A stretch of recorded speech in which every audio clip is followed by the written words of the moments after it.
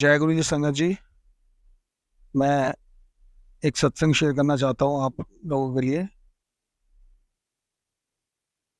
सत्संग शेयर करने का हर किसी को मौका होना चाहिए। हर किसी को सत्संग शेयर करना चाहिए।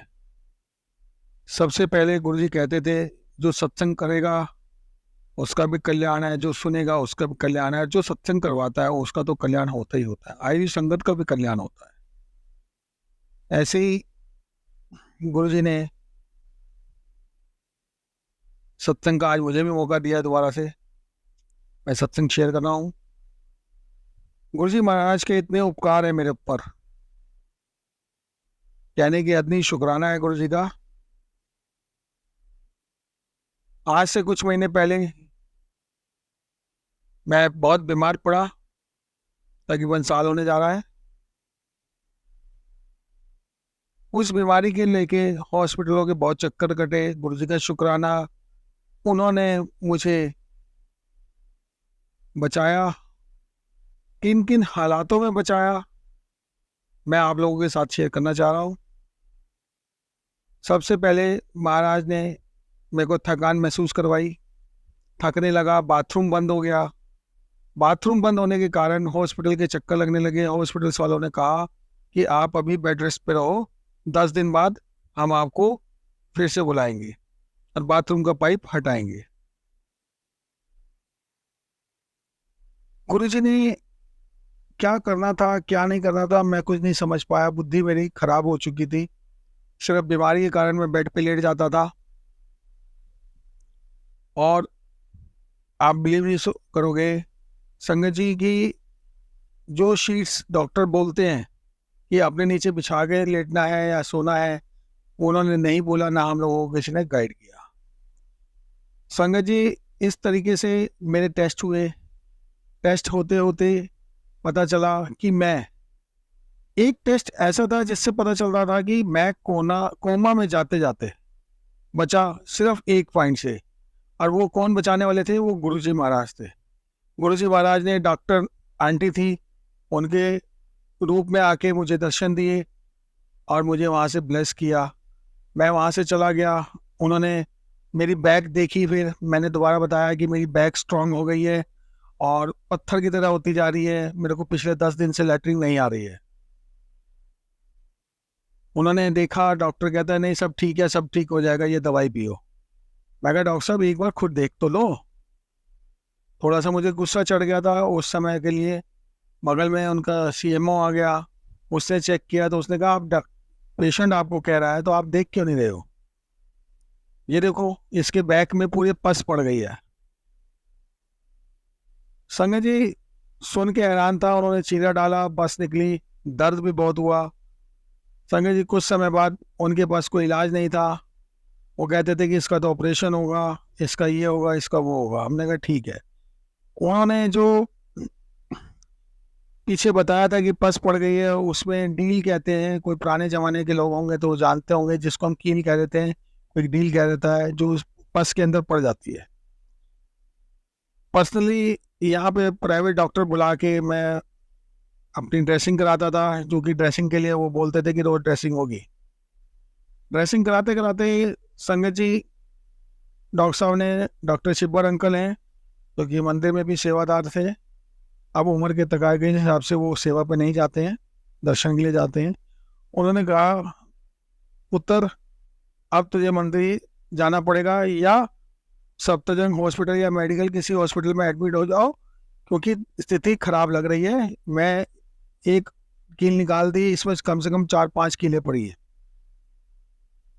अब कौन सी कीलें मैंने किसको चुबाई होंगी किसी जन्म में, वो जन्म में, इस जन्म में मेरे शरीर में से निकली है।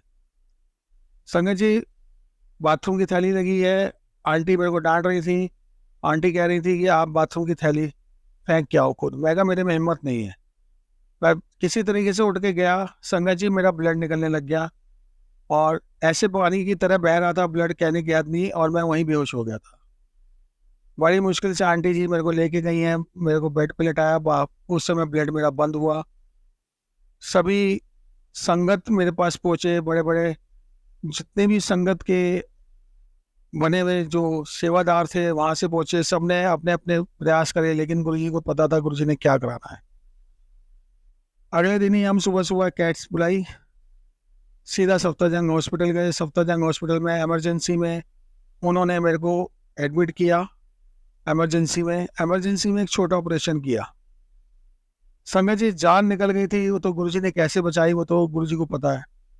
संगत जी करीबन सुबह का गए हुए, शाम को 6:30-7 बजे उनका ऑपरेशन करके उन्होंने बाहर निकाला, और उसको मेरे को बोलते हैं, मेरी मैडम को, कि आप इसको यहाँ से ले जाओ। हमने ऑपरेशन कर दिया, बट मेरी कंडीशन ऐसी नहीं थी कि मैं जा सकूं। और मैं जब नहीं जा पा रहा था तो हमारी आंटी ने बोला डॉक्टर साहब से, डॉक्टर साहब जिन्होंने ऑपरेशन किया है वो कह रहे हैं घर ले जाओ। ऐसे कैसे लेके जाएगा, अभी तक ये ठीक नहीं है, इसको एडमिट करना पड़ेगा। संगत जी उन्होंने 6ठी फ्लोर पे मेरे को डाल दिया, वार्ड नंबर 7, बेड नंबर 6। आप टोटल करेंगे तो आप समझ जाएंगे कहाँ कहाँ गुरुजी ने साथ दिया।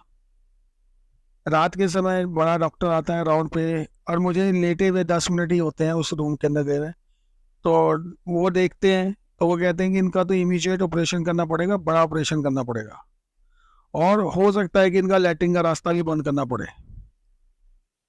अंकल जी मैं सोच के एकदम घबरा गया, गुरुजी से अरदास लगाई, गुरुजी लैट्रिन का रास्ता बंद ना हो, पेट से रास्ता ना बनाए, क्योंकि पेट से रास्ता बनाने के लिए और फिर उसको बंद करने के लिए नीचे से दोबारा रास्ता खोलने के लिए बहुत दिक्कत होती है। हमारी आंटी ने भी अरदास लगाई, मेरी साली आंटी जो हैं, साली साहिबा, उन्होंने भी अरदास लगाई, साड़ू साहब ने लगाई। गुरुजी ने सबकी अरदास कबूल करी।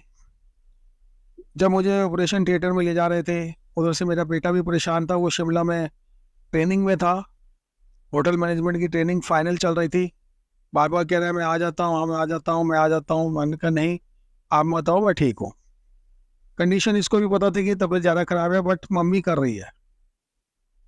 एक लेडीज़ क्या करे क्या ना करे। गुरुजी ने डॉक्टर के रूप में आके फिर मुझे दर्शन दिए, और जब वो मेरी आंखों का टेस्ट कर रहे थे हाथ से, तो मैंने कहा जय गुरु जी बस ऐसे ही देखते रहो।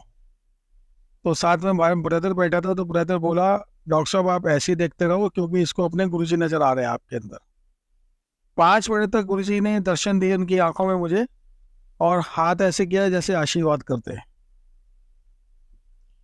उस डॉक्टर साहब को उन्होंने भी देखा, ब्रदर ने भी, हमें भी, मेरे को ऑपरेशन थिएटर तक ले गए। ऑपरेशन थिएटर तक उन्होंने पूरा मेरे को पैक किया, उनको मेरे को सुइयाँ चुबाते रहे, क्योंकि उन्होंने रीढ़ की हड्डी के अंदर इंजेक्शन दिया था सुन करने के लिए। सुइयाँ चुबाते रहे, जब तक गर्दन तक सुइयाँ नहीं चुबा दी तब तक वो डॉक्टर साहब मेरे को दिखते रहे, गुरुजी दिखते रहे। उसके बाद मुझे नहीं पता कब ऑपरेशन हुआ कब नहीं हुआ। बीच में एक नाक में छल्ला सा लगा हुआ था ऑक्सीजन का, वो हटा तो मेरे को थोड़ा सा लगा, तो डॉक्टर लोग आपस में बात कर रहे थे। 72 घंटे भाई हमें हो गया, हम जगह में तो नींद सी आ रही, तो कॉफ़ी मंगवा लेते हैं। तो मैंने भी मुँह से बोल दिया आई वांट अ कॉफ़ी। संगत जी गुरुजी का शुक्राना है, गुरुजी ने बुलवाया उनसे कि आप हमें देख पा रहे हो, हमें सुन पा रहे हो। मैं कहा हाँ मैं सुन पा रहा हूँ। नर्स सिस्टर, उन्होंने कहा नहीं हम ना नर्स है ना सिस्टर है, हम डॉक्टर्स हैं। मैं कहा जी मुझे भी कॉफ़ी पी है। ओके, उन्होंने देखा, मैं कहा जी ये मेरा छल्ला निकल गया, छल्ला लगा दो। उसके बाद फिर मुझे दोबारा होश नहीं। जब मेरा ऑपरेशन हो गया, पूरा सक्सेसफुल हो गया, तो वो बाहर लेके जा रहे थे, तो तब भी मेरे दिमाग में एक ही चीज़ आई। मैं कहा डॉक्टर साहब मेरी कॉफ़ी कहाँ है। हालांकि गुरुजी ने मेरे को कॉफ़ी पिला दी। गुरुजी ने जब कॉफ़ी पिला के गए गुरुजी मेरे को, तो जब मैं ऑपरेशन से बाहर निकल रहा था, मेरे मुंह में पूरा टेस्ट सिर्फ कॉफ़ी प्रसाद का था। डॉक्टर कहने लगे इतनी जल्दी कोई होश में आता नहीं है, और आप ऐसे बात कर रहे हो जैसे नॉर्मल इंसान करते हैं। मैं कहा ये सब मेरे भोले बाबा का चमत्कार है, मेरे गुरु जी महाराज का चमत्कार है जो उन्होंने ऐसा किया है। संगत जी 1 घंटे का ऑपरेशन करते करते 4 घंटे 5 घंटे ऑपरेशन को लग गए। उसके बाद जब मुझे सुबह करीबन 6:30-7 बजे रूम में लेके जा रहे थे, तब आंटी ने कहा कि एक बार बेटे से बात करोगे, हिम्मत है। मैं कहा हाँ हाँ हिम्मत है, वो भी तो परेशान है मेरे लिए। संगत जी मैंने अपने आप को इतना स्ट्रॉन्ग बनाया। उस समय मैंने उससे वीडियो कॉल पे बात करी, उसको देखा, उसके आंसू निकल रहे थे उस समय। संगत जी आप विश्वास नहीं करोगे संगत जी कि मैंने बेटे को स्ट्रांगनेस दिखाई, मैंने कहा मैं ठीक हूँ, उसको विश्वास हुआ, बट पता था कि गुरुजी महाराज ने पापा को ब्लेस किया है, जीवन दिया है, गुरुजी इसी तरीके से जीवन देते हैं। संगत जी आप विश्वास नहीं करोगे, मेरा लैट्रिन का रास्ता गुरुजी ने बंद नहीं होने दिया, हल्का सा कट मारा वहाँ पे, और राइट साइड और लेफ्ट साइड से जितना मांस कटना था गला हुआ वो हटा दिया। और आज शुक्राना है गुरुजी का, जनवरी के अंदर गुरुजी ने मेरे को पहली सेवा दी, दोबारा से मैं सेवा के लिए गया। महाराज का शुक्राना, आज की डेट में गुरुजी ने इतनी अच्छी सेवा दे रखी है, इतनी आरामदायक सेवा दे रखी है, ये गुरुजी का शुक्राना है। अनंतम शुक्राना गुरुजी, आपका जितना भी शुक्राना करो उतना ही कम है महाराज। आप ऐसे ही अपनी ब्लेसिंग बनाए रखें, ऐसे ही सब कुछ चलता रहे। शुक्राना गुरुजी, अनंतम शुक्राना, अनंतम शुक्राना, अनंतम शुक्राना गुरुजी। I love you Guruji.